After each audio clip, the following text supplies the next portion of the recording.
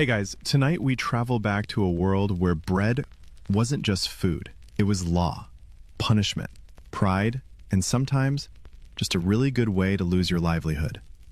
Imagine this. You're hunched under a timbered ceiling, warm light flickering from a soot-choked fire. Around you, the scent of yeast, ash, and maybe a faint whiff of desperation. The baker wipes sweat off his brow, muttering to himself as he double-checks the weight of a coarse loaf. Not because he's a perfectionist, but because if it's a few ounces short, he might be dragged to the public square and mocked in front of your crush, your landlord, and a chicken named Bernard. You, dear listener, are that baker tonight. And you probably won't survive this. So, before you get comfortable, take a moment to like the video and subscribe, but only if you genuinely enjoy what I do here. Feel free to drop your location and what time it is where you are. I love seeing how far this little bread cart of a channel travels. Now, dim the lights, maybe turn on a fan for that soft background hum, and let's ease into tonight's journey together. You trudge into the bakehouse before dawn, footsteps echoing on cold flagstones. Your breath fogs as you heave open the flour chest. Coarser stuff today, from the miller down the road who claims it's clean, but you saw him sneeze directly into the sack yesterday. Still, you're on a schedule. Because in this little English town, circa 1320-something, baking bread isn't just about feeding the masses. It's about staying alive and memorizing every single rule. Bread, weirdly enough, is life and death. A failed loaf could mean fines. Repeated offenses, the stocks. And if you really mess up, like adding filler that makes people hallucinate or violently purge, the punishments get more creative. The pillory, public shaming, or being banned from baking entirely, which is basically a career death sentence in a society where carbs are 70% of your daily caloric intake. Bread is sacred. It's survival. It's how peasants stay full, monks stay focused, and knights stay not dead during crusades. So of course, it's heavily regulated, because when grain is life, controlling grain is power. That's where the laws come in. And not just a few. We're talking dozens of specific rules about flour grades, bread weight, pricing ratios, baking times, and even where your oven should face. Spoiler, not west, unless you enjoy heat gods scowling at you. There's something wonderfully bonkers about medieval priorities. Kings were too busy warring and taxing, but heaven forbid a baker shortchange a customer by 2 crumbs. That's treasonous behavior. The first thing you learn as an apprentice is that bread isn't just food. It's a contract, a promise, between you and the community. Mess it up, the whole market loses trust. And when trust breaks in a feudal society, people riot over bread. And they did. A lot. Which is why you memorize the weight of a farthing loaf. It's not just meh, eyeball it. It must weigh precisely the amount tied to the cost of a bushel of wheat divided by a holy ratio last updated by a dead monarch during a solar eclipse. Historians still argue whether this was clever policy or just the product of a very bored bureaucrat with a fondness for fractions. But here you are, weighing dough balls by candlelight, whispering bread laws like they're sacred scripture. Because they kind of are. Your oven, brick, dome-shaped, terrifying, is already glowing. You feed it with wood from your designated stack. Only certain woods are allowed, of course, while keeping your eyes out for the bread inspectors, who are known to appear unannounced, wearing frowns that could curdle milk. Now you knead. Press, shape. Loaves line up like little soldiers ready for war. Some will go to the tavern, others to the monastery, and a few to the fussy nobleman up the road who insists his crust not resemble the texture of roof tiles. You smile politely and ignore the fact that your roof tiles are probably made from the same stuff. But there's something beautiful about this rhythm too. The hum of effort, the smell of rising yeast, the flicker of fire. Baking is one of the few communal rituals that survives plagues, feasts, and royal proclamations. It's humbling, honest, and utterly exhausting. And still, deep breath, you double-check every single loaf. Because if you get it wrong, you might be accused of light breading, which sounds delightful, but actually means your loaves are underweight and you're a fraud. Punishment could be as simple as a fine, or as elaborate as being paraded through the streets, carrying a fake loaf labeled cheat, while the town children throw damp turnips. Yes, really. One fringe account even mentions a baker being made to wear a necklace of stale rolls while reciting the assize of bread in Latin. No one knows if it's true, but everyone wants it to be. What's worse, sometimes you do everything right and you still get in trouble because flour purity is a gamble. The miller might have slipped in some chaff, or oat husks, or, bean flour. It's cheaper, sure, but technically illegal unless properly declared. And if someone falls ill, that's your oven they come knocking on. One baker in Kent was even blamed for a spirit attack after a villager got the sweats from moldy rye. You know what they did? Dug up his hearth and poured holy water on it. That's your future, all over some crust. But still, you keep baking, because this is your livelihood, your art, your weirdly dangerous, flour-covered life. You watch the loaves darken in the oven. Pull them out with the long-handled peel, tapping each for the telltale thump that says, yes, I am both legally compliant and delicious. As the sun creeps over the town walls, you line your goods on the stall. The market bustles awake. A child runs past with a hot roll. Someone mutters about pricing again. A monk eyes your sweet loaf like it's been personally blessed by Saint Eustace. And you, baker, survivor, human bread machine, begin another day under the looming eye of 47 rules. And count. You lean against the stall for just a second, barely a breath, when you hear it. Oi! This loaf's light! The words hit like a bad batch of barley beer. Your heart skips, your fingers twitch. You know your bread was the right weight. You triple-checked. But it doesn't matter. The accusation's out. The crowd hears it. Heads turn, and somewhere in the back of your skull you feel the cold grip of the assize of bread and ale tightening around your neck like a flour-dusted noose. The assize of bread.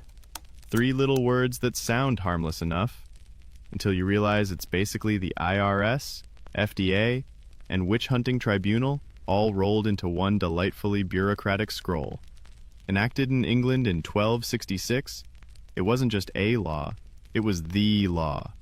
This thing micromanaged your bread like a helicopter parent at a bake sale. It dictated exactly how much a loaf should weigh, depending on the cost of wheat. If grain prices rose, the size of your loaf shrank accordingly. If they fell, your loaf had to expand like it had joined a medieval gym. There's even a hilarious little chart, well, historians think it was hilarious, where the weight of bread adjusted like clockwork to the price of a quarter of wheat. Some loaves weighed 12 pounds, some half a pound, and God help you if you didn't have the mental arithmetic of a monk hopped up on caffeine. The assize didn't stop at bread either. Nope, it tagged in ale, just to make things more fun.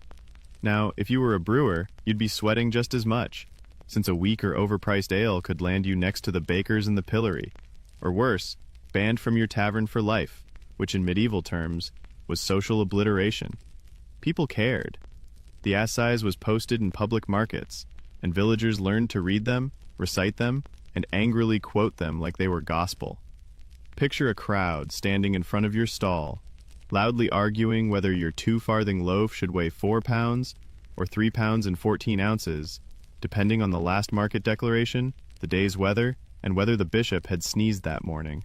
And if they decided you were wrong, That's where the bread wardens came in. Yep, that's a real title. Bread wardens. Not to be confused with bread lords or yeast masters, though let's be honest, those would have made better business cards. These guys had power. Appointed by local authorities, sometimes backed by the guild, they were like angry uncles with clipboards and the legal right to rummage through your bread rack. They checked weights, inspected ingredients, sniffed your flour for impurities, and, best of all, dropped by unannounced. One moment you're slicing a warm rye for a hungry customer, the next you're being told your crust is suspiciously thin. What happens if they catch you breaking the law? Public punishment, obviously. This was the Middle Ages. Shame was the main form of entertainment. First offense? Fined. Not too bad. Unless your entire weekly profit margin was now going to pay for someone else's donkey feed. Second offense? The pillory. You, standing in the middle of the square, locked by the neck and wrists, while people throw whatever they have on hand. Rotten eggs, pebbles, damp bread rolls. Oh, the irony. And yes, the town crier will absolutely shout your name and offense with enough dramatic flair to qualify for theater. Third offense? Banished from baking. Forever. Your oven sealed, your flour confiscated. You, reduced to selling eels or scrubbing pots in a tavern run by your former apprentice who definitely doesn't let you forget it. Historians still argue whether the assize was actually effective. On one hand, it did standardize things in a chaotic world. On the other, it turned simple tradesmen into nervous wrecks memorizing math tables in their sleep. One scribe wrote that a baker was seen muttering grain-to-loaf ratios while walking in circles, possibly a nervous breakdown, possibly a side effect of breathing too much rye dust.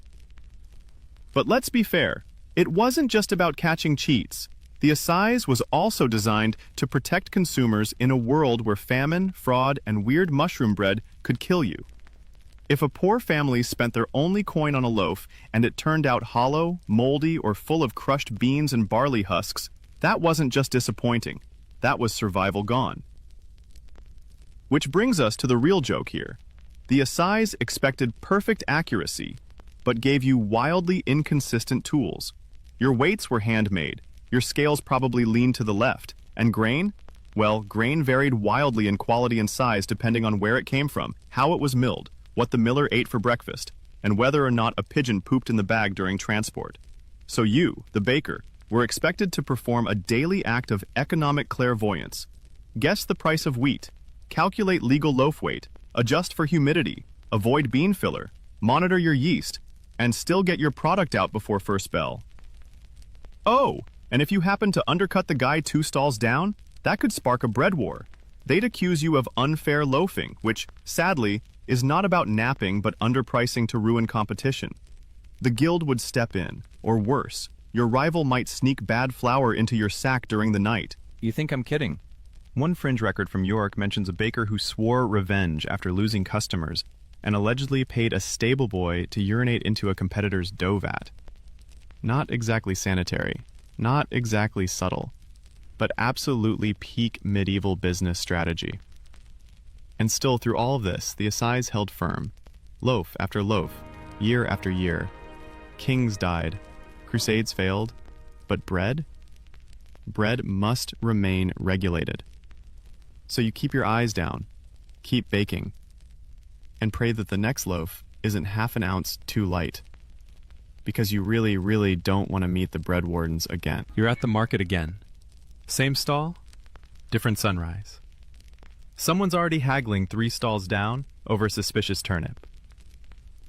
Your neighbor, old Maud, is loudly whispering that you've been using cloud flour, which isn't real, but sounds shady enough to cause concern. And you're sweating over a pile of perfectly good loaves that might be technically illegal. Why? Because medieval economics is a fever dream. See, the assize of bread and ale didn't just say, make a good loaf. It demanded that you anchor your prices to the cost of wheat, a number that shifted constantly depending on the harvest, local weather, plague, bandits, divine wrath, and whether or not your local tax collector got out of bed feeling petty. You don't get to set your prices based on how hard you worked or how good your crust is. you get to use a chart. A long, weird chart based on the quarter of wheat. That's 8 bushels. But not all bushels are equal. Depending on where you live, a bushel might be dry, or heaped, or based on some baron's uncle's opinion from 50 years ago. You think you're selling a 3-penny loaf? Surprise! Wheat went up half a pence overnight. Now that same loaf is fraud. And the kicker? You're expected to know this. There's no medieval newsletter, no push notification. You hear it through town criers, or, more dangerously, through gossip. One day, the mayor's nephew insists the grain rate is down. The next day, someone gets arrested because they followed that info and mispriced their barley loaf.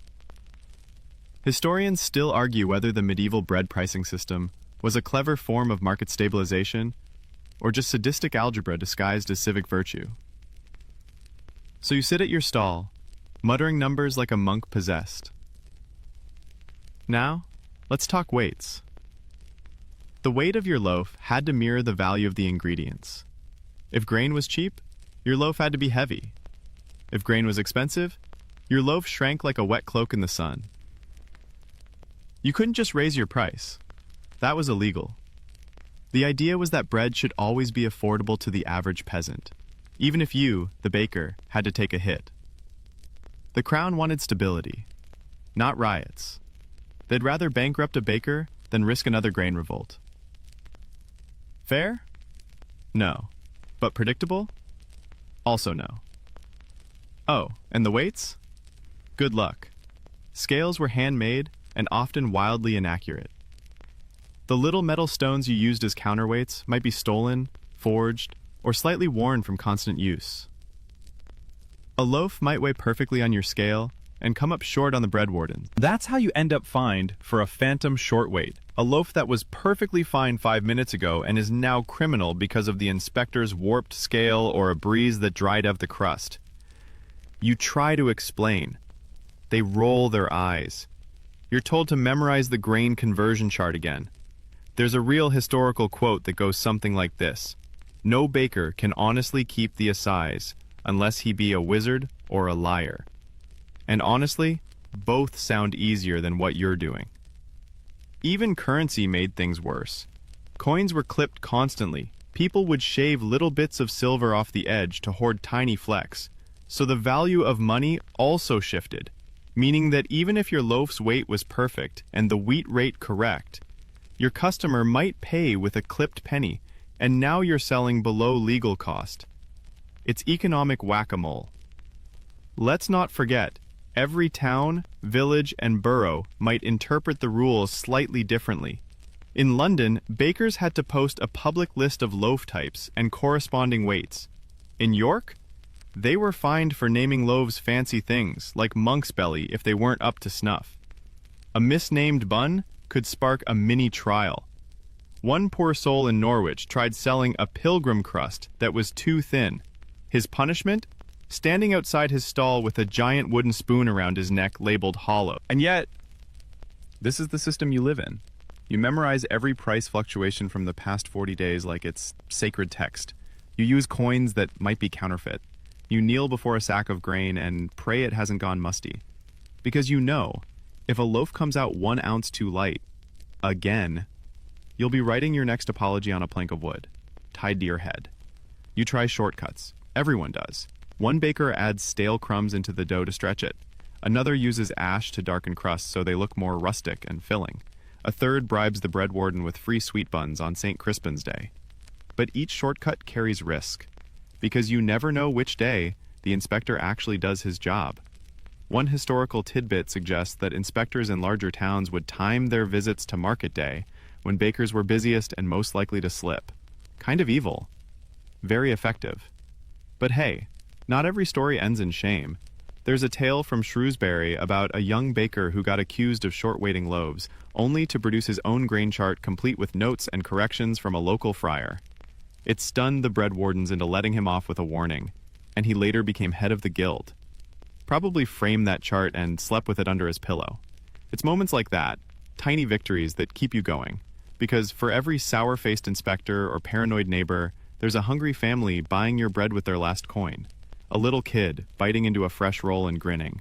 A friar who trades you beeswax for a round of rye.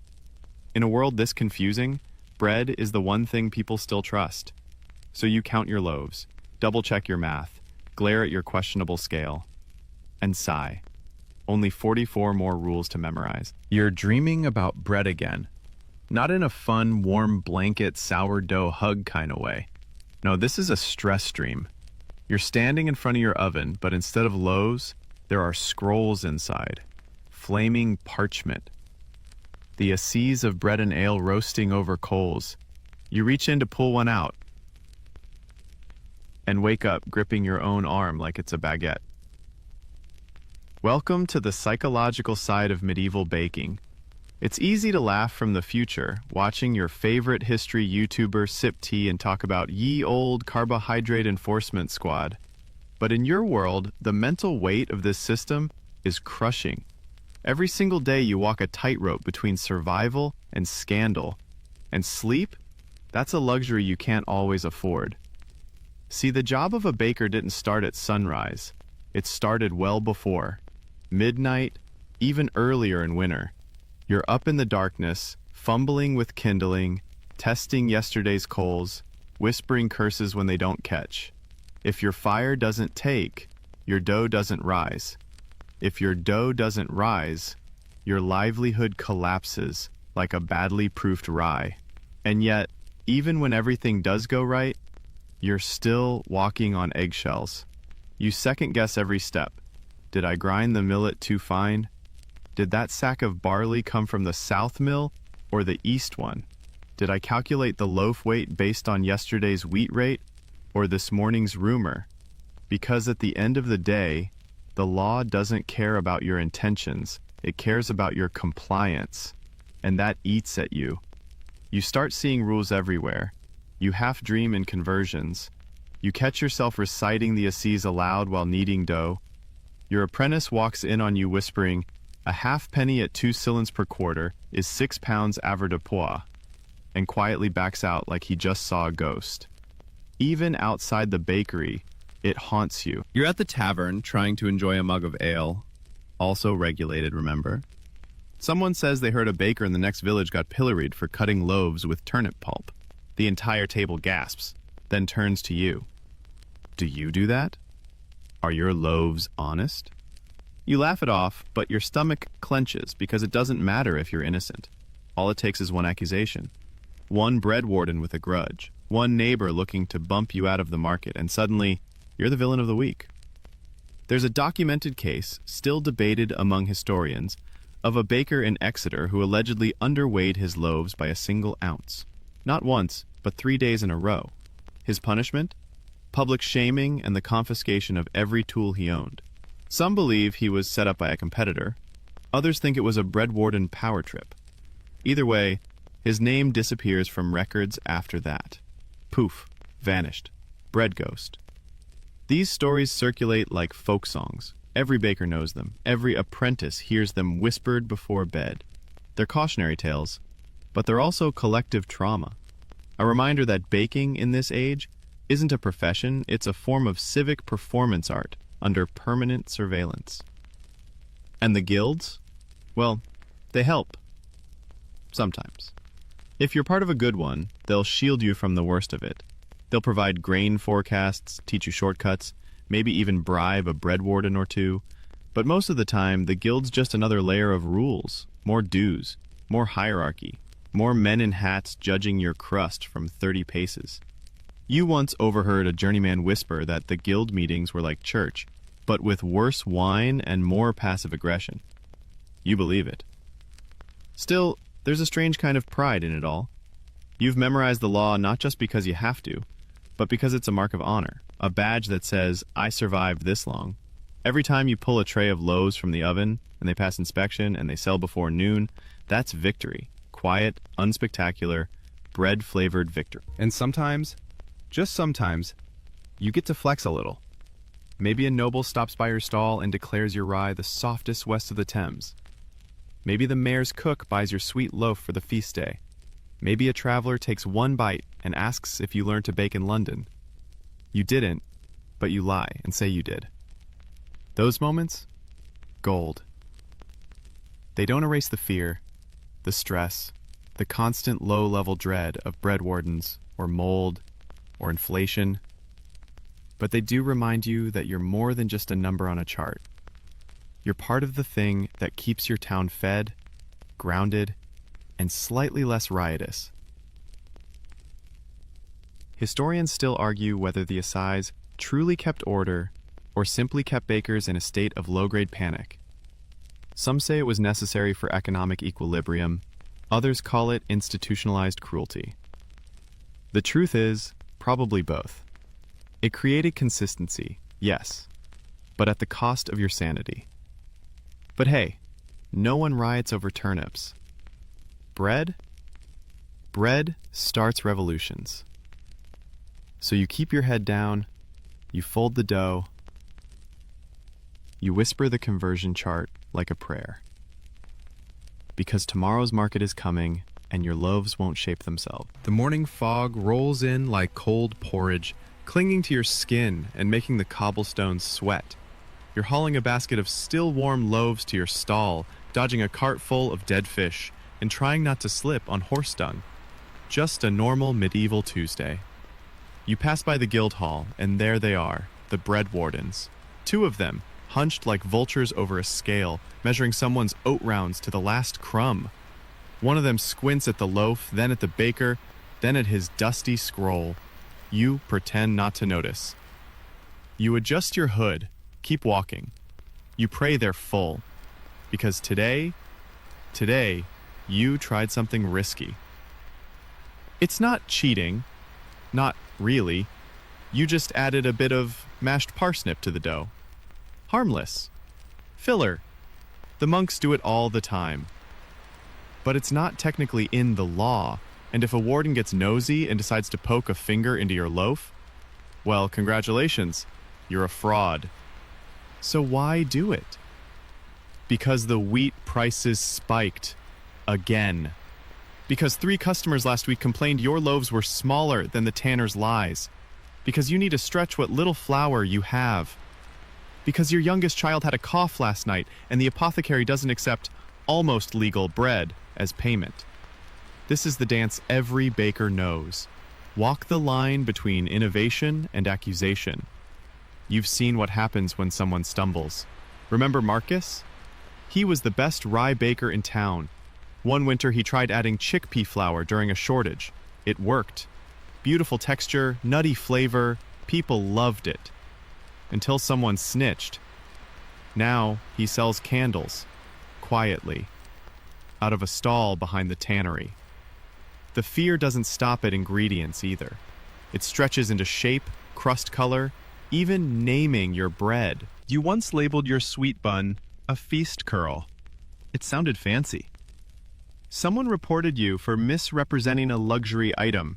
You had to explain, in writing, to a clerk who looked like he hadn't eaten joy since the last coronation, that feast was metaphorical. He fined you anyway.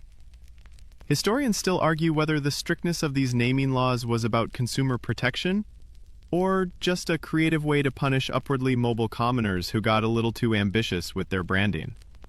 Either way, the message was clear. Don't try to be clever. But you do. Sometimes. Quietly.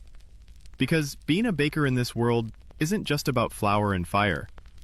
It's about surviving boredom. The kind of deep, sticky boredom that comes from doing the same task every day, under threat of punishment. The only way to keep your brain from turning to boiled wheat is to find ways to keep it sharp. Tiny tweaks to recipes, little jokes etched in crust, whispered puns you tell the flour sack. Like naming your slightly burnt batch St. Crispin's Revenge, or calling the particularly lumpy loaf Bishop's Nose. Not everyone gets it, but a few customers smile when they see the name tags. One woman even gave you an extra coin for the Knight's Blunder. A flat round, she said, looked like her ex-husband. Still, every small rebellion has its cost. The rules are watching. And then there's the competition. You're not the only one fighting to survive the bread gauntlet. There's Mira from 2 stalls over. Her spice bread is borderline divine, and you suspect she's got a cousin in the spice trade. There's Tomlin, the miller's son, who's too handsome and too lucky and bakes like someone who's never known a dry crust. You all smile at each other. You all watch each other. Every good morning is also a quiet inventory of who's thriving, who's slipping, who's one bad batch away from disaster. It's not open warfare, but it's not peace either. Sometimes you wonder how far someone would go to sabotage a rival. You've heard rumors of flour being salted, of loaves being stolen in the night, of anonymous tips leading wardens straight to someone's door. You've never done it. Yet. And then, there's the worst day of the month, weighing day. The bread wardens gather all the guild bakers. They inspect loaves, read ledgers, ask impossible questions. How many ounces should a 2-farthing loaf weigh if the quarter of wheat is 4 shillings and the coin used is clipped by 2%? You start sweating just hearing it. You bring your loaves, your very best ones. You polish your scale stones, you rehearse your lines, and still, you worry. What if your scale's off by a hair? What if your apprentice used the wrong flour sack? What if one of your rivals accidentally swapped your dough bowls before dawn?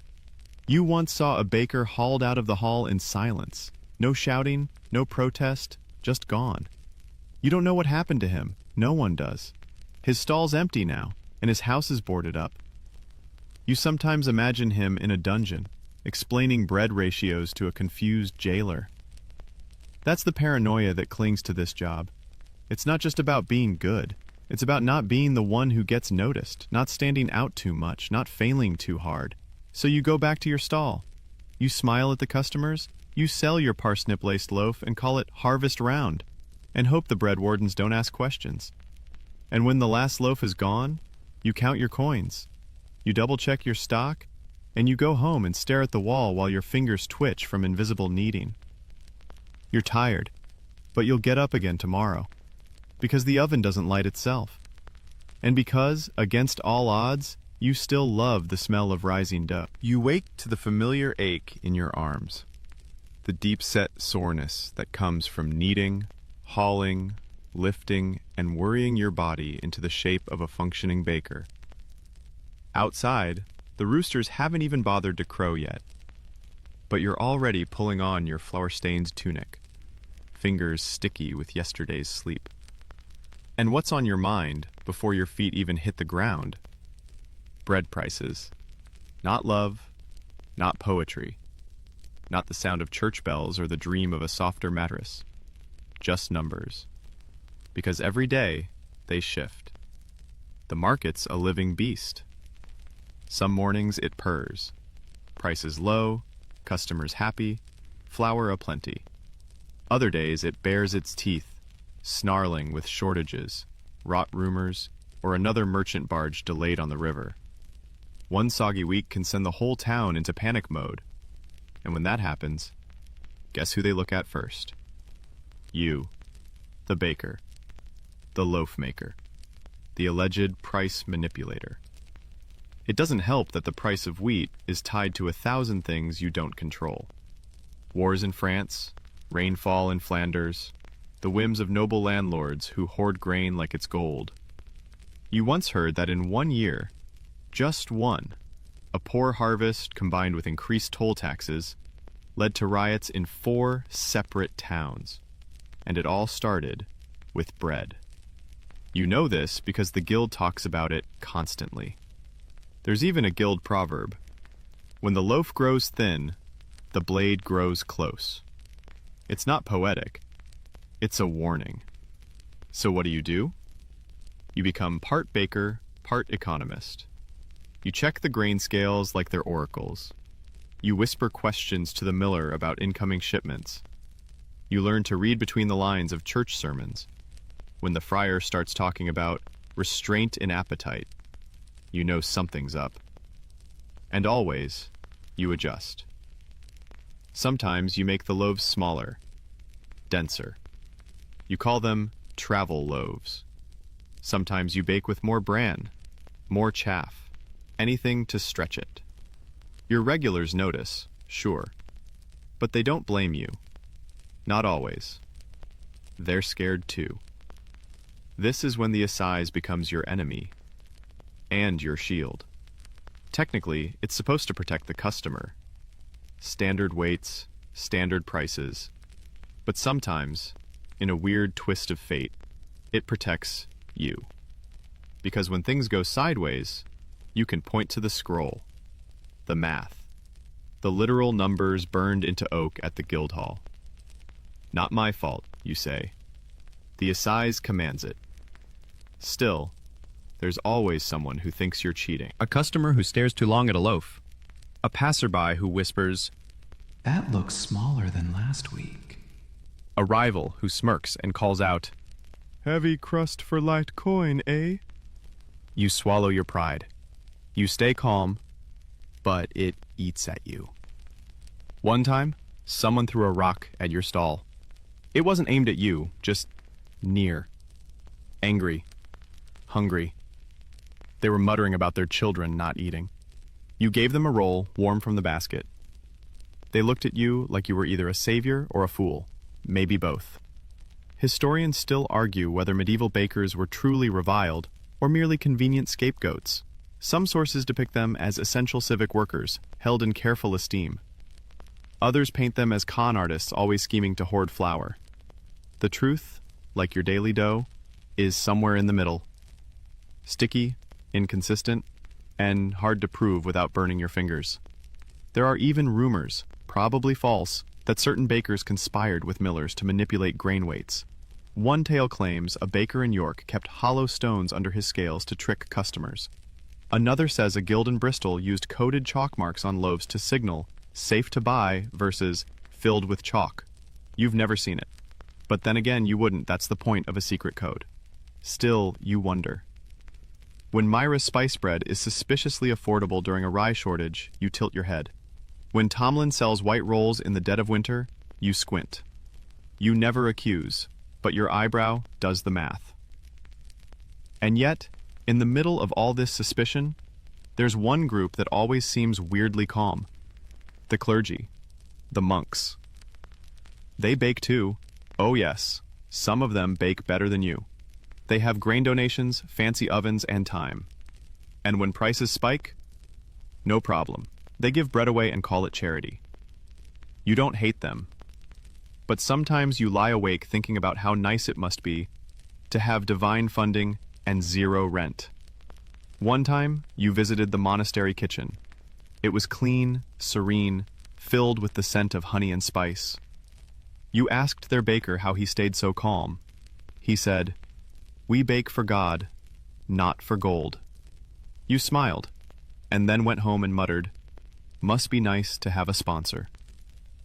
Still, you adapt. You keep going. Because while the system isn't fair, and the economy isn't stable, and the people aren't always kind, the bread is yours. You know its shape, its weight, the way it sounds when it cools. You trust it, more than you trust the mayor, the guild, or the weather. There's power in that.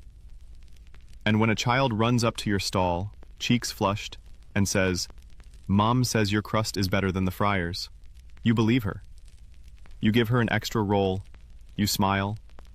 You live to bake another day. You're halfway through another long day. Flour up to your elbows, dough in your fingernails, and the oven groaning like it resents being awake before dawn, when the knock comes. It's not frantic, not angry, just a firm thunk-thunk at your shop door. You wipe your hands, crack it open. There stands a man in faded robes. A clerk. Scroll under his arm, quill behind his ear, the kind of guy who hasn't smiled since the last eclipse. You know the type. Bureaucracy with legs. He clears his throat and hands you a parchment. No eye contact, no emotion, just a nod and gone. You open it, and your stomach sinks. A summons. You're being called to testify in a bread tribunal. Yes, that's a real thing. You sit down hard on the flour barrel, the paper crinkling in your hands.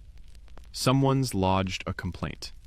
The tribunal's not about you, thank heavens, but you're listed as a witness. And not just any case, it's Mira's. Suddenly, your heart tugs between dread and curiosity. This isn't the first tribunal you've seen. They're strange, formal little performances, somewhere between a courtroom and a public roast, sometimes held in the guild hall, sometimes for drama in the town square.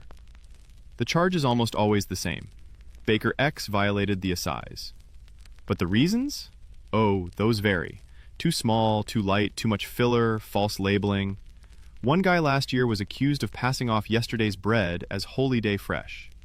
He claimed divine staleness was still technically edible. Spoiler, it didn't go well.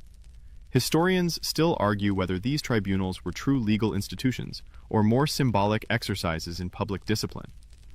Some records suggest they functioned like mini theatrical events, bread morality plays, if you will, designed to reinforce the authority of the guild and the law. Others think they were just practical tools for shaming small business owners into compliance. Both seem true, which is the most frustrating answer. Your role is simple. You're to confirm or deny whether Mira's spice loaves meet the standard size and weight. But that's not simple at all. Because you like Mira.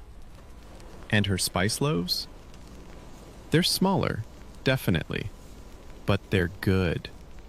And let's be honest. If spice were taxed the way it should be, you wouldn't even smell a clove in a loaf this size. She's probably cutting corners, but she's not robbing anyone.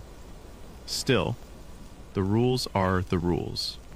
And now the tribunal expects you to have memorized those rules. All 47 of them. You sigh. Again. The bread laws aren't numbered for fun. They're actual clauses, each maddeningly specific. Law 12? All wheaten loaves must weigh no less than 1/8 of a stone when sold at market within the mile of town center. Law 18? When barley be priced above 3 shillings the bushel, oat and lentil substitutions may be declared only under candlelight inspection. Who writes these? Seriously, candlelight inspections? The tribunal is held 3 days later. You dress your best. Clean apron, newer boots, hair not smelling entirely of yeast. The hall is packed. Bakers, customers, even a few curious nobles leaning in from the back with mild amusement, like they're watching peasants wrestle over turnips. Mira stands near the front, composed but pale. A warden reads out the charges. Her loaves, it seems, have come in underweight for 3 consecutive weeks. Someone even presented a scribbled chart. Then they call you. You step forward, feet echoing on stone. The tribunal head, a man with the eternal frown of someone who once choked on a raisin and never forgave the concept, asks if you have any observations. You breathe in.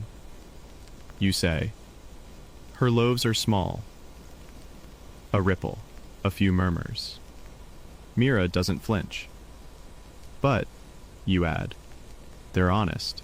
The crust is true, the weight matches the price, and the flavor, well, it shames the friars, frankly.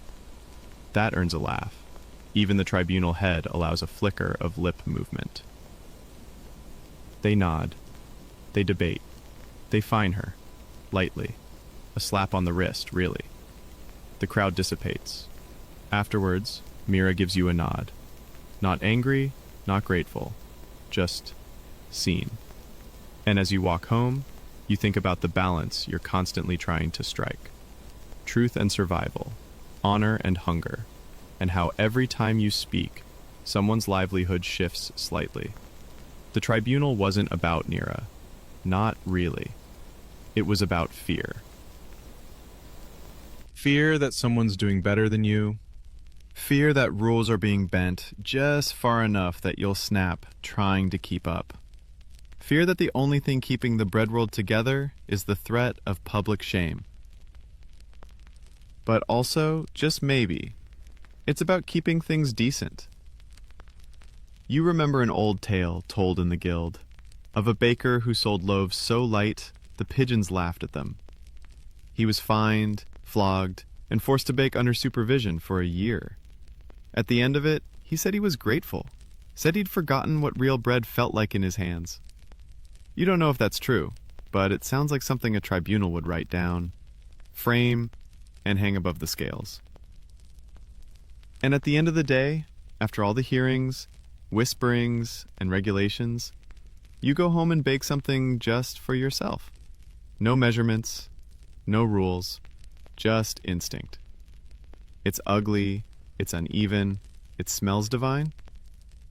You eat it warm, in silence, watching the smoke curl out of your chimney like a long exhale.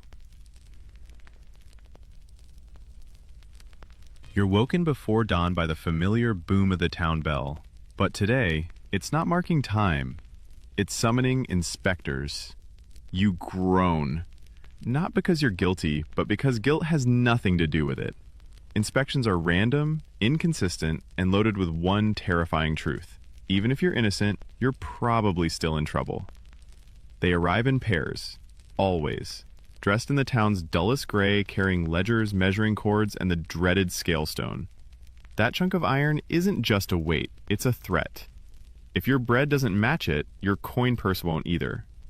You scramble to prepare, wipe down the counter, line up the loaves. You know today's batch is fine, better than fine, but still, your palms sweat like you've hidden a brick inside each bun.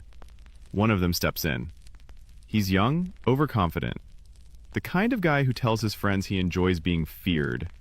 His partner is older, slower, eyes like molasses, and twice as suspicious. Neither looks like they've ever baked a thing in their lives.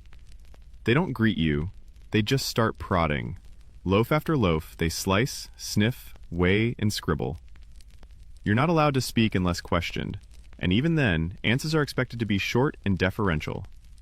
This is not a negotiation, it's a performance, and you're the dough on stage. They hold up one of your best barley rounds. It's golden, crust perfect, weight accurate, but the younger one narrows his eyes and sniffs the crust with theatrical flourish. Smells earthy, he says. You resist the urge to say, "It's barley, what did you expect, violets?" Instead you nod, respectfully, politely, hatefully. Historians still debate how fair these inspections actually were. Some argue they upheld vital consumer protections in an age of survival-level scarcity. Others think they were often abused, tools for political pressure, rivalry sabotage, or plain old bureaucratic bullying. Evidence exists for both, of course. Some inspectors were honest men trying to feed a city. Others were just bored lords' nephews looking for an excuse to fine someone into bankruptcy. But for you, here and now, it's real, and stressful, and humiliating. The older one finally speaks. Your rye loaves, they've shrunk. Your stomach drops. Slightly, yes, you admit. New rye, denser grain. He frowns. Have you registered the variation? That's a thing you're supposed to do, technically. If your flour source changes and alters the bake, you're meant to notify the guild and register the difference. But nobody actually does it for every single batch. It's like announcing every time you sneeze. He writes it down anyway. You're fined 2 pence. Not a huge amount, but it's the principle. It'll go on your record. Too many of those and you'll lose your license. Because yes, bakers had licenses, actual permits to bake and sell, and if they were revoked, your entire livelihood vanished in a puff of flour. No second chances, no appeal, just you, out in the cold, watching someone else sell rolls from your old stall. You pay the fine without a word. You don't argue. Arguing is like flinging butter at a bonfire. It just makes the smoke thicker and your eyebrows shorter. After they leave, you take a moment to sit. Just sit. The shop is still. The loaves stare back at you, all smug and perfect now, of course. You think about your old mentor, Tomas. He once told you there's 2 kinds of bakers, those who fear inspections and those who lie about fearing them. He got fined 8 times in 1 year and still insisted he was the victim of a personal vendetta, orchestrated by the mayor's wife. You miss him. Still, your day goes on. People filter in, none the wiser to the drama. A young woman buys a roll and tucks it into her coat. A tired man drops a single coin for a crust and mumbles thanks. A nobleman's squire comes by to collect the pre-ordered honey loaves. 2 hours late, but you smile anyway. Because that's the job. You're a baker, but also a politician, a juggler, a silent sufferer of state scrutiny. And here's the strange twist. Despite all this nonsense, people still trust you. Maybe even more because of it. They know the system's watching. They know your hands are bound by regulation. And so, ironically, you become safer than the traveling peddler or the home-baking widow who sells unauthorized buns from her windowsill. Customers complain, sure. They whine about prices, portions, dryness, but when the fire alarm in their life rings, they come running to you. Because your bread is legal, your crusts have been approved by council, your buns passed the sniff test of the greasiest inspector in town. You're not just a baker, you're a state-certified lifeline, and as weird as that is, it's also kind of empowering. You bake with purpose now, not just to sell, but to prove you can survive under pressure, under rules, under eyes. You think of the loaves as small rebellions, perfectly legal, perfectly weighted rebellions. There's dignity in that. And when the day winds down, when the stall is mostly empty and your apron is a map of the day's battles, you take one of those rye loaves, the ones that shrunk, and tear it open. Steam billows, the crust crackles. You dip it in honey. It tastes like quiet victory. You wake up in the dead of night with a sudden realization. You forgot to adjust your chalkboard prices again. It's barely past midnight, but your brain is already racing ahead. Because in this medieval world, the price of bread isn't something you choose. It's dictated by grain markets, weather patterns, and a rotating cast of semi-literate town scribes who measure inflation using sheep gossip and bad math. You shuffle outside in your nightshirt, breath misting in the cool dark, and fix the sign. 2 pence for a wheat round, 1 for barley. No one sees you, except a cat, who clearly judges you. By sunrise, the price might change again. Welcome to the feast or famine economy, where bread prices fluctuate like medieval cryptocurrency. You don't set your prices, you obey them. And that's not just some friendly suggestion. In many towns, violating the set bread price, known formally under the assize of bread, was a punishable offense, a real one, with trials, stocks, fines, even public humiliation, if your buns were cheeky enough. Historians still argue whether these shifting prices actually helped the average consumer or just kept poor bakers perpetually anxious. Some records suggest the goal was to prevent famine profiteering, stop greedy merchants from selling overpriced loaves during grain shortages. But others think it mainly protected elites who wanted stability for their dinner tables, not yours. You see both sides, but mostly, you see your math slate. Because once again, you need to recalculate your dough. This is where it gets messy. Say you buy a sack of wheat flour for 10 shillings. You're supposed to sell loaves at a rate that reflects that cost plus a standard profit margin, one that's been predetermined by the Guild Council and updated weekly by a guy who once passed out in the barley bin during town fair. But wheat quality changes, your baking fuel costs change. Sometimes a mouse chews through your oats and suddenly you're down half a sack. And through all of this, the rule remains. If the cost of ingredients changes, you must adjust the weight or price of the bread to match. You know what that means, right? You're not just a baker. You're a human calculator. And this was before calculators. So every single day, you do what every baker before you has done. Mental gymnastics that would make modern tax accountants weep. You scrawl flour costs, estimate daily yield, divide it by loaf weight, subtract for losses, and then, finally, come up with your legal loaf size and price for the next 24 hours. And if you get it wrong, if your loaves are too small for the price you've charged, back to tribunal you go.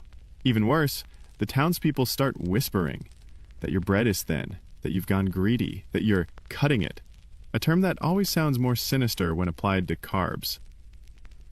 You remember one winter, years ago, when a freak frost ruined the barley crops.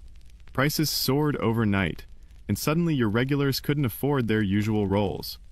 One mother came in, her child wrapped in more holes than cloth, and asked if she could trade buttons for crusts.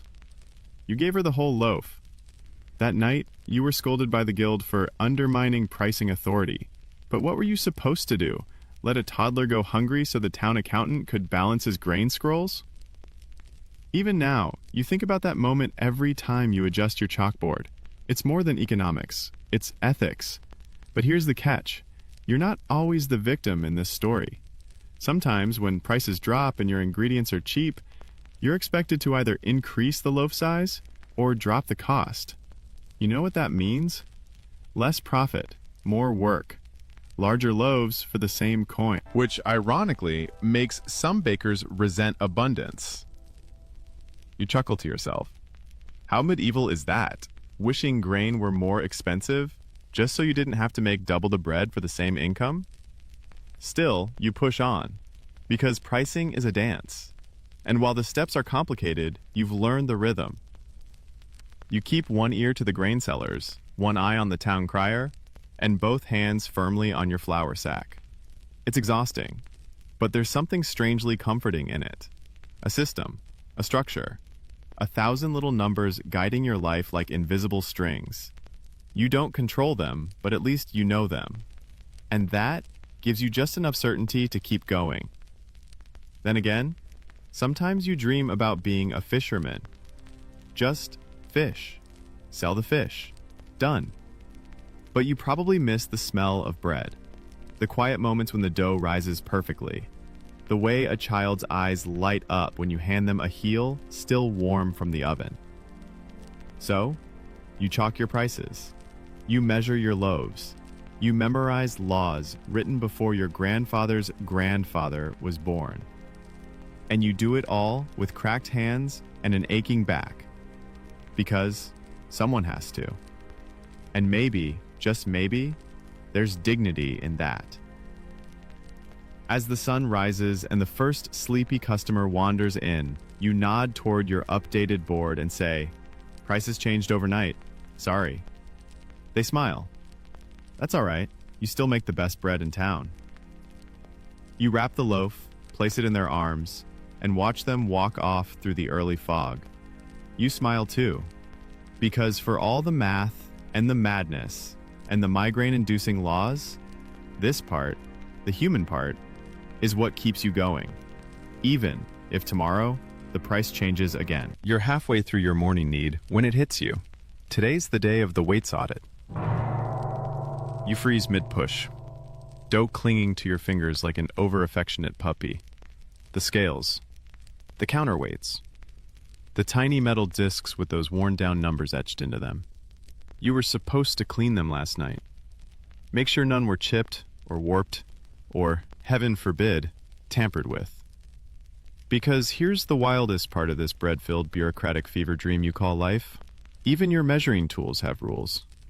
Each baker in town is required to own an official set of standard weights, registered with the local guild, kept in good condition, and subject to surprise inspection at any time. And not just for show. You use them daily to weigh dough, portion ingredients, and double-check final loaf mass before it hits the counter. Because if your 2-penny loaf doesn't weigh exactly what the assize demands today, that's a fine. Again. Oh, and don't even think about swapping in a chipped weight or filing one down to save a little flour. That's not a baking error, that's fraud. As in, stocks and rotten fruit levels of fraud. Historians still debate whether bakers really frequented the stocks as often as legend claims.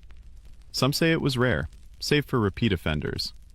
Others believe towns loved the public spectacle and would haul bakers out for the tiniest misstep. One surviving ordinance from 14th century England reads, "If a baker's bread be found light, let him be drawn upon a hurdle through the streets, with the offending loaf tied about his neck." So, yeah, even the punishments were themed. You scramble to the back room and check your scale. The brass is tarnished but intact. The counterweights are all present. Half-pound, quarter, 1 penny weight, one you swear is shaped like a frog. You test them against your master stone, standard practice, and breathe a sigh of relief when the balance holds. Still, the pressure is constant. Because everyone assumes bakers are secretly greedy, that you'll shave a few crumbs off the top when no one's looking. And look, you get it. Bread is daily. Bread is essential. Bread is, for many, the only stable food on the table. So the second someone feels shorted, by weight, price, size, or crust, they come for you like you're the lord of the loaf himself. There was that infamous case in Norwich where a baker accidentally sold 3 loaves underweight by a few ounces. Word spread, and within hours, his entire stall was flipped over and his apron stuffed in his mouth. Towns took bread justice very seriously. And the thing is, you want your customers to trust you. You want them to know you're fair, that your scales are honest, that your bread's not pumped full of weird additives. Oh, right. Let's talk about those. See, in bad harvest years or when flour got expensive, some less than saintly bakers would stretch their dough with alternative ingredients. Not dangerous ones, usually. Think ground peas, mashed turnips, stale breadcrumbs, and, in more desperate corners of history, powdered bones or clay. Yum. These fillers weren't technically illegal, unless you didn't declare them, but they were considered shady at best and scandalous at worst. You remember when that one baker down the street got caught using sawdust in his rye loaves? Sawdust. Not even the edible kind. Town officials shut him down so fast, his oven didn't even have time to cool. So, back to your own shop. You clean your scale until it gleams, line up the weights in proud little rows, and test them again. You even check the tiny slotted spoon you use to portion out salt, because, yes, even salt had to be exact. And just in time, because there they are. 2 guild members, both wearing robes that look like someone ironed them with passive aggression. One carries a clipboard. The other, a short woman with hair like steel wool, has a portable scale in a locked box. They're not here for bread. They're here for tools. She holds up your counterweights one by one, measures them against her standard, nods, scribbles, grunts. It feels more like a dental exam than an audit. You smile through it anyway. Then she asks the real question. How often do you recalibrate? You answer honestly. Twice a week, with a guild stone. She raises an eyebrow, but says nothing. Write something instead. You will never see that note. It could say, excellent practice, or possible liar. You'll never know. But finally, after what feels like an eternity of silent judging, they leave. No fines, no warnings. You're clean. And exhausted. Still, there's a strange comfort in it, isn't there? That in this chaotic medieval circus of mud streets and hungry mouths, someone is watching the tools. Someone's making sure that what you call half a pound is the same as what the next guy calls it. It's stability, precision, maybe even fairness, in its own oppressive way. Later that day, a customer, an old man with fingers like tree roots, asks you, "Do you still weigh your bread proper, lad?" You grin. Always. Even the salt. He nods like that's the best answer he's heard in weeks. Buys a barley round, walks off humming. And as you knead tomorrow's dough under the flicker of lamplight, you feel something rare and golden settle. It's well past dark when the knock comes. Not a customer, not a neighbor. No, it's them, the guild reps, again. This time, they're not here to weigh your bread or inspect your tools. They're here for a record check. That's right. Welcome to the thrilling underworld of medieval bakery bookkeeping. Try not to fall asleep just yet, though, because this part might be the most absurdly high-stakes one of all. See, you're not just a baker, you're a certified data entry clerk, too. Behind your front room, where the warm smells of nutty crust and ash still linger, you keep a leather-bound ledger. It's cracked, soot-smudged, and faintly flour-dusted, but it holds everything. Every flour purchase, every loaf sold, every grain shipment received, every change in pricing, every interaction with the guild. All of it. Logged by hand, with a quill that keeps fraying, on parchment that bleeds when it rains. And tonight, the guild wants to see the last 6 months. Historians still argue whether record-keeping like this was widespread among smaller village bakers or just a feature of urban, guild-governed towns. Either way, you don't get the luxury of skipping it, because if something in your logs doesn't add up, if you bought 20 pounds of flour and sold 300 loaves, if your wheat prices don't match the market rates, boom, penalties, fines. In worst cases, suspension of baking rights. And let's be clear, that's not just a slap on the wrist. That's full-on livelihood death. Once your baking rights are suspended, you're not allowed to sell a crumb, not even give away old crusts. You become a culinary ghost. So yeah, you take the ledger seriously. You hand it over. The senior rep squints at your looping script and nods. His assistant, probably not even 20, trails a finger down the column labeled Midwinter Barley Purchases. Stops. Frowns. Why did you buy twice your usual amount this February, she asks. You blink. Because that's when Farmer Ellis came by with the frost-damaged surplus at half price. You thought you were being clever. Stockpiling, you say, casually, had the storage space, figured it'd stretch. She hums and writes a note. For the next hour, you stand silently as they read your entire economic life. You've got nothing to hide, but still, your palms sweat. Your breath shortens. This is how crime thrillers start, you think, with an innocent person nervously watching someone flip pages. Eventually, the rep snaps the ledger closed. It's thorough, he says, a bit flour-smudged. You chuckle. Comes with the job. They leave. Again, no fines, no lectures, but you feel like you've aged 5 years. You sink into your stool and flip back through the ledger yourself. The ink's faded in places. One entry in late spring is nearly illegible, probably written after an all-nighter. The page from harvest season is torn and mended with beeswax. But it's all you, your handwriting, your numbers, your struggle, captured line by line. There's something almost poetic about it. In a time before spreadsheets or apps, this was your truth. Every number you inked told a story. Like the winter you could only afford rye, and your profits dipped so low, you made barley cookies just to stay afloat. Or the summer, you accidentally quadrupled your output because a noble ordered bread for a wedding and forgot to pay. Ah, yes. That one still stings. You remember scribbling in the margins that day. Never trust a noble with soft hands. You started doodling in the blank corners of your pages. Small things. Wheat stalks, burned crusts, a tiny rat in a chef's hat. It's dumb, sure. But it keeps you sane. Because bookkeeping isn't just about compliance. It's memory. It's continuity. You've even started tracking oddities. Like which day the village kids ask for more bread ends. Or when the flour smells weird because the miller didn't clean his stones. Or, your favorite, the rare day when everything goes right and the loaves crack open with a perfect bloom and you sell out before noon. Those entries are rare, but they shine like gold. Still, the system has its flaws. You're required to estimate spoilage, which means guessing how much bread went stale before it sold, and how much flour you lost to humidity or pests.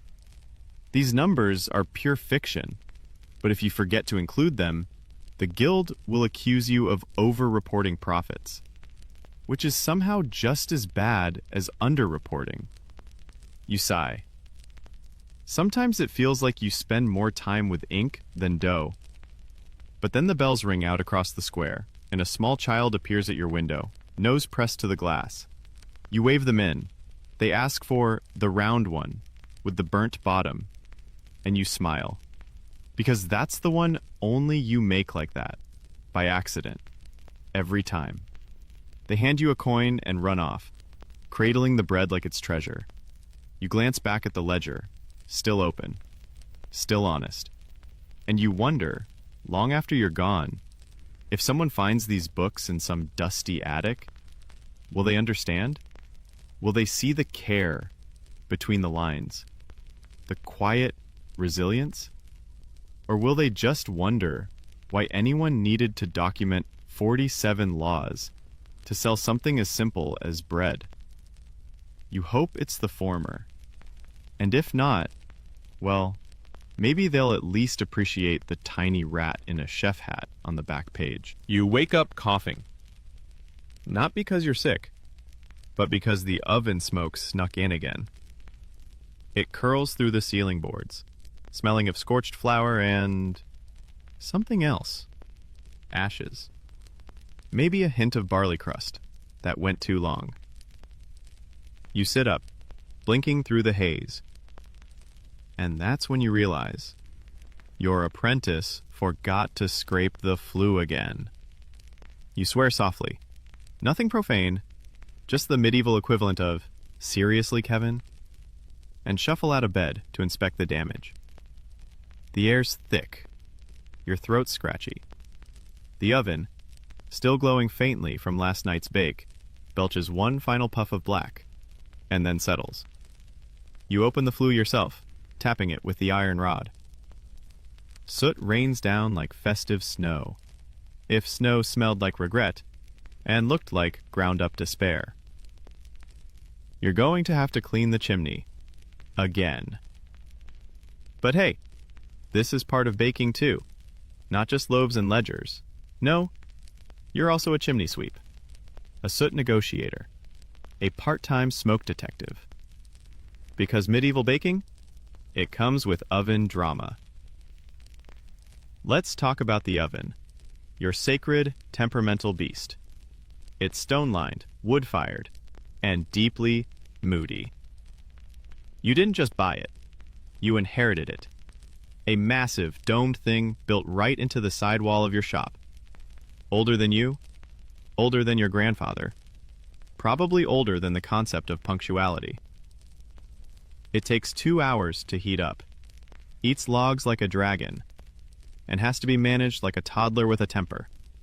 You can't just set a timer. You have to feel the heat. Stick your arm inside for a second. No more. Sprinkle a handful of flour on the hearthstone and watch how fast it chars. Tap the dome and listen to the sound. Low and hollow? Too cool. Sharp and pinging? Just right. Historians still argue whether bakers used actual temperature indicators or just passed down secret rituals to know when the oven was ready. The truth is likely both. You've got tricks, sure, but mostly it's muscle memory, a sixth sense, oven feng shui. You remember when you were still learning. You once burned 12 loaves in one morning. 12! Your mentor said nothing, just looked at the blackened bread and muttered, "Feed it to the pigs." You didn't touch the oven again for a week. And now, years later, it's your turn to train the next poor soul. Let's call him Tom. Tom has no idea what he's doing. He's 16, full of energy, and convinced that turning the fire up faster makes the loaves rise better. You've tried explaining thermal saturation, and even did the flour on the hearth trick for him. He just nodded solemnly, and then, I kid. Today, you're baking a mix. Rye rounds, barley braids, and a single fancy wheat loaf for a merchant who thinks bread should look luxurious. Whatever that means. Each type needs a different placement. Barley loaves go toward the front, cooler zone, longer bake. Rye rounds near the middle. The fancy wheat gets the sweet spot. Hottest center, shortest bake, fastest bloom. You use a wooden peel, a long-handled paddle, to slide the dough inside. It takes skill not to tip it or drop the loaf sideways. You've done it in your sleep before, literally. Once, during festival week, you napped standing up and kept baking. You woke up with a half-risen roll in your hand. Let's not talk about that. The oven crackles behind you, warm and alive. It smells like toast and earth and childhood, like comfort, like work. And while it's baking, you clean, because there's always ash everywhere, in the corners, under the bins, stuck to your apron. You wipe down the counters, sweep the coals, and check the dough waiting for the next round. Then comes a moment of magic. The pop. It's not loud, more like a soft release of tension, but you hear it. The sound of the loaf cracking open at the top as it expands. You peek inside, and there it is. Your wheat showpiece, blooming in the heat like a desert flower. You grin. Still got it. But ovens can betray you. You remember that one autumn when a rat built a nest behind the fire brick. You only found out when the entire back wall started smelling wrong. Or the time the chimney blocked and you had to bake with the door cracked open, rotating loaves every 5 minutes like a manic pizza chef. You've even heard of bakers who built secret tunnels to pipe heat into their ovens more efficiently. Probably illegal. Definitely genius. You pull the first batch out. Barley loaves, crackly on the outside, dense and sweet within. You tap the bottoms. Hollow thunk. Perfect. Tom peers over your shoulder. Do you ever get bored of this? You pause. Look at the golden rounds steaming in the cool morning air. No, you say simply. I get tired. I get annoyed. But not bored. Because there's something real about this. Fire, flour, timing, sweat. It doesn't lie. You can't cheat it. You can't rush it. You either get it right, or the crust burns, and everyone knows. There's no pretending. You place the loaves on the rack, where customers will eye them, sniff them, squeeze them too hard even though you tell them not to. But first, they'll see the crust. That deep, rich brown, blistered at the edges, dusted in flour like a sugared relic. And they'll know. This wasn't made by accident. You glance at your oven, now dimming with spent embers. You never thought you'd say this, but some days, the highlight of your job is listening. Not baking, not bookkeeping, not shouting at Tom for almost setting the drying rack on fire again. No, the best part might just be the steady, unfiltered gossip pipeline that flows straight through your bakery door every morning, like clockwork. Because when you're the town baker in the Middle Ages, you're not just a tradesperson. You're a community nerve center. The morning crowd starts forming before dawn, and it's the same parade of personalities. There's Marjorie, who insists her barley loaf be shaped like a heart or it tastes funny. There's old Henrik, who doesn't say a word but always buys yesterday's crust to feed what he claims is a talking goat. You don't ask. And of course, there's the widow Lane. She doesn't really like bread, but she likes being seen buying bread. Her visits include a running commentary on who's expecting, who's fighting, and who just vanished after last Sunday's sermon. Did you hear, she says, leaning over your counter like you're her personal confessor? Sir Gilbert's youngest was caught stealing cinnamon buns from the manor kitchen. Can you imagine? That boy always smelled too sweet. You nod solemnly, passing her a small rye roll that she won't eat. Historians still argue whether these bakeries acted as informal gathering spots or if that's romanticizing them. But in your experience, absolutely true. You've learned more from butterfingered nobles and impatient grandmothers than from any town crier. It's not all pleasant, of course. Some days you get angry lords demanding you explain exactly why their loaf has fewer caraway seeds than last time. You try not to laugh, but seriously, maybe count them yourself next time, your nobleness. But between all the madness, there's something oddly beautiful about this stream of souls. Because each loaf you hand over becomes a little thread in their lives. You know which kid is sick when their mother asks for extra soft bread. You know someone's in mourning when they skip the honey crust.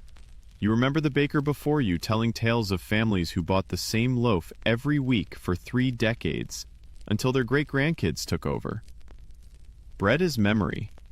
And you're the memory keeper. You've also become the emergency contact. Someone's goat won't birth? They ask the baker. Lost your shoe in the river? Ask the baker. Need a neutral party for a marriage contract dispute because someone brought spiced loaves instead of plain? Yep, you guessed it. The weirdest request you ever got?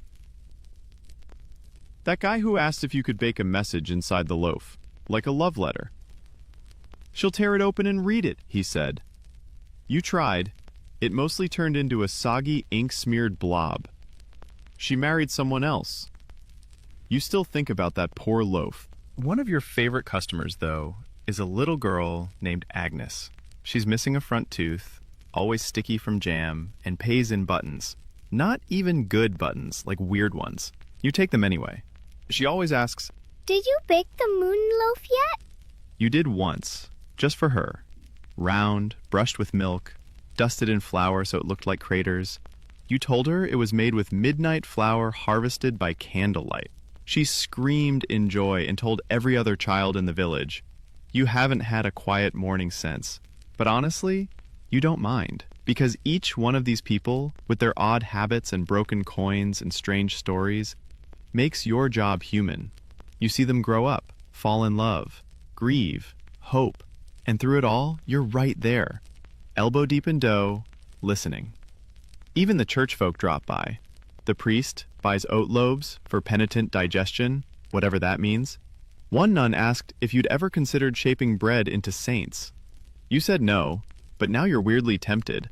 Saint Caraway of the Burnt Bottom has a ring to it. You overhear the rhythm of the town through small things. Who's buying extra? Who's buying less? When grain shortages hit, people whisper, but you see the truth in their orders. People going hungry won't always admit it out loud. That's why you started leaving the end pieces on the window ledge at night. No one asks, but by morning, they're gone. And then there's market day. You drag out your best loaves, stack them like golden bricks, and wait. The square buzzes, merchants shouting, kids chasing chickens, someone playing a lute terribly. Your booth becomes a little oasis of warmth, and everyone stops by. The magistrate, the traveling dentist, yes, that's a thing.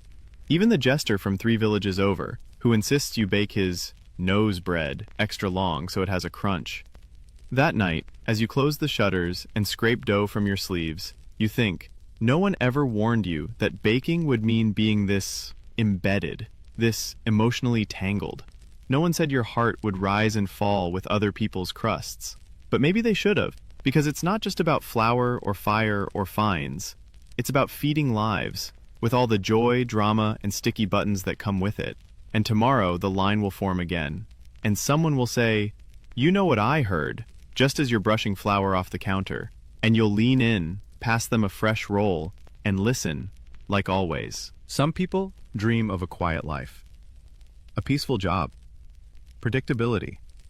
You've got bread heists. It starts, like most things in the Middle Ages, with a mysterious disappearance. You count your loaves in the morning, just like always. 48 barley, 16 rye, 4 of the fancy merchant wheat with a crosshatch top. But now, there are only 3. 1 is gone. You blink, recount, blink again. Then, you spot it. The smudge on the windowsill. A streak of flour. A tiny round footprint in yesterday's cooling ash. Oh no, it's happened again. The bread snatcher is back. You let out a long sigh, the kind that only comes from weeks of stolen loaves and 0 solid suspects. You've asked around. You've watched the alley. You even set up a decoy loaf once, stuffed with sour turnips. It disappeared anyway. Either you're dealing with a very dumb thief or a very hungry one. Historians still argue whether food theft in small towns was treated harshly or quietly forgiven. In your village, it's complicated. Everyone acts outraged, but deep down, they all kind of love a good scandal, especially when it involves mysterious crumbs. You inform Tom, who immediately suggests laying a bear trap by the oven. You inform Tom he's no longer allowed to make suggestions before breakfast. The truth is, you don't want to get anyone in trouble. Not really. You're just curious. Because, whoever it is, they're good. They never take more than 1. Always in the early hours. Never the same kind twice. Like they're sampling, reviewing. You imagine the thief keeping a secret notebook. Barley.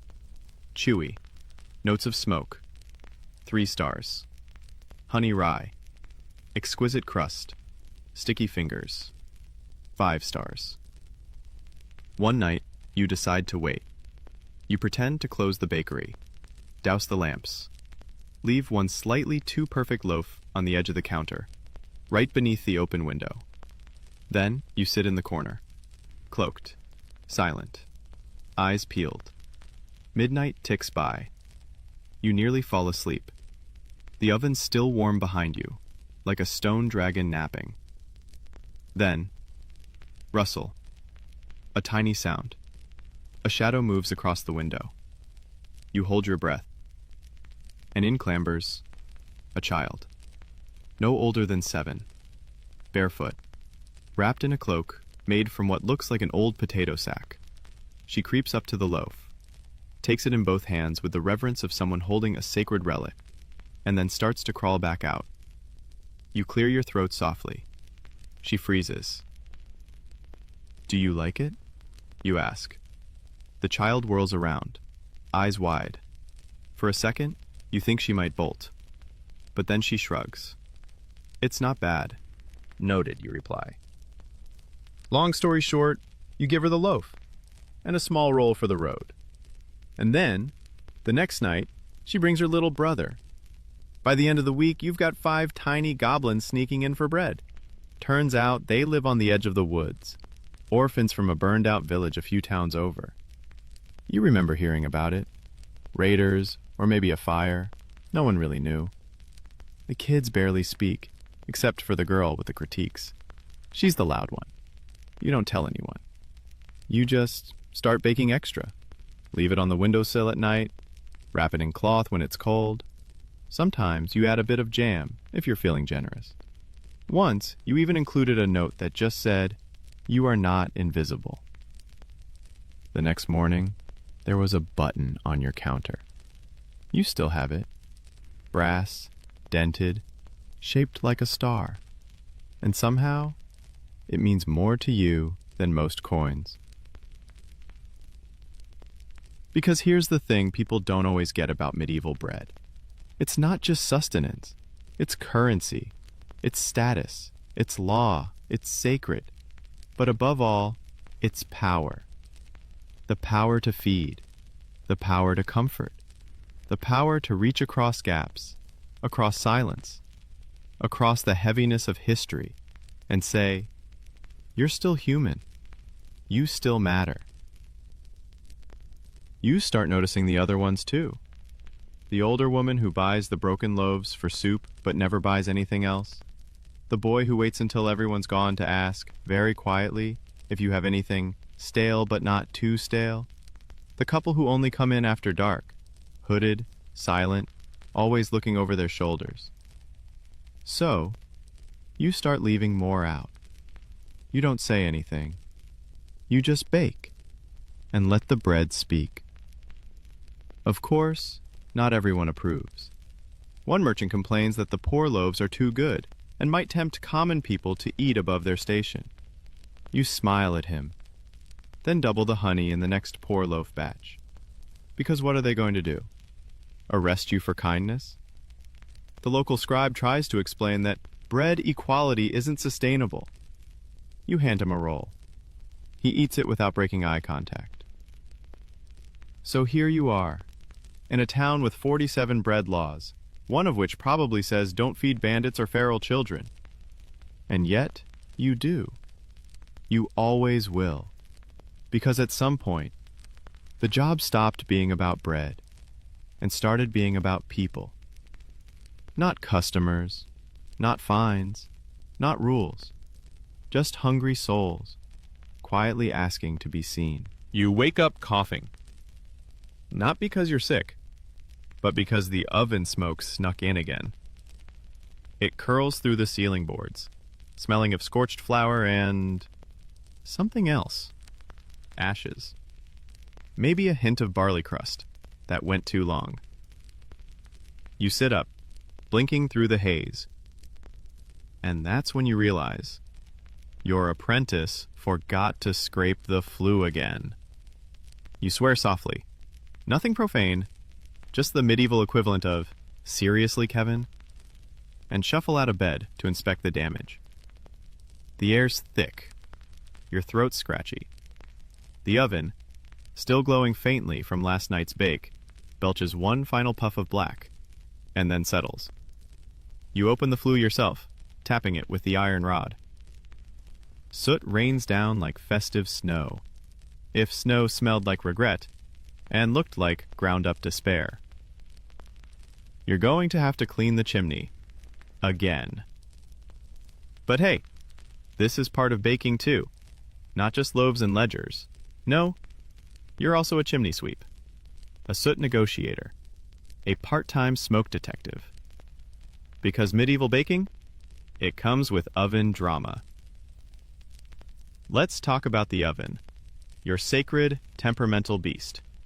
It's stone-lined, wood-fired, and deeply moody. You didn't just buy it, you inherited it. A massive, domed thing built right into the sidewall of your shop. Older than you, older than your grandfather, probably older than the concept of punctuality. It takes 2 hours to heat up, eats logs like a dragon, and has to be managed like a toddler with a temper. You can't just set a timer. You have to feel the heat. Stick your arm inside for a second. No more. Sprinkle a handful of flour on the hearthstone and watch how fast it chars. Tap the dome and listen to the sound. Low and hollow? Too cool. Sharp and pinging? Just right.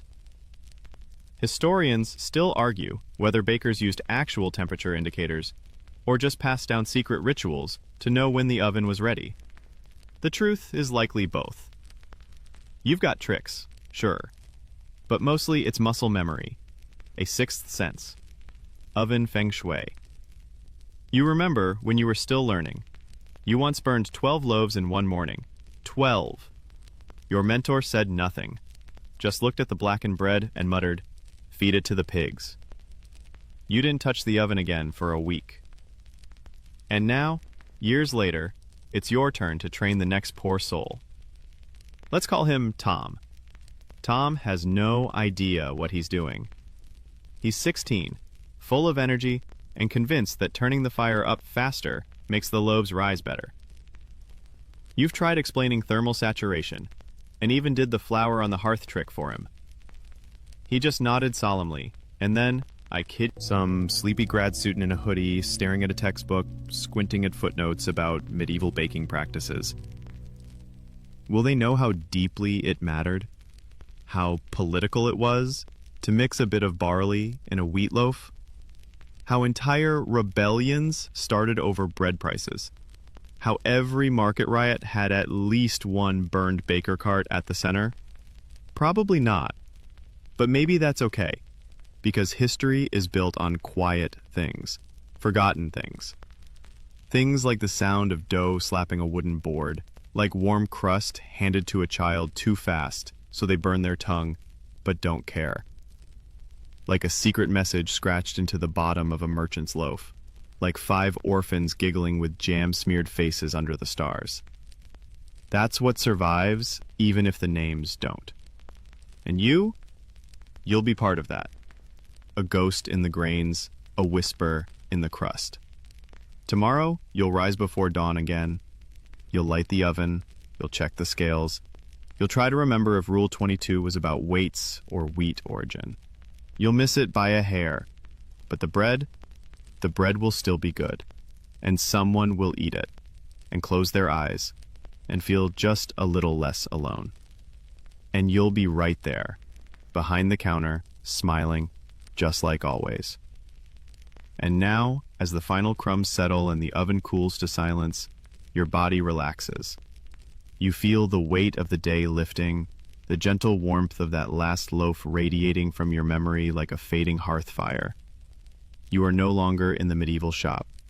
The laws, the fines, the counting of ounces, they drift away like flour in the breeze. What remains is softness, familiarity, peace. Your hands are no longer tired. They rest. The crackle of crust is replaced by the slow rhythm of your breath, steady and calm. The town sleeps. The inspectors sleep.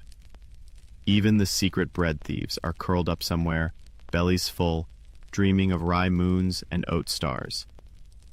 You hear the faint hum of a distant fan, maybe real, maybe imagined, a steady sound, like the heartbeat of time passing gently. You remember the feel of dough in your palms, stretchy, alive, forgiving. You remember the scent of honey in the air, the joy of small things, the surprise of kindness in unexpected places. You were part of something, weren't you? Even if no one remembers your name, your warmth remains, passed from hand to hand, loaf to loaf.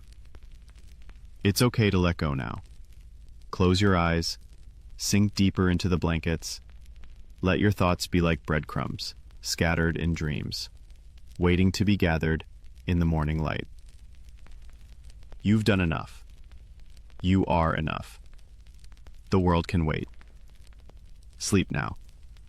Sleep.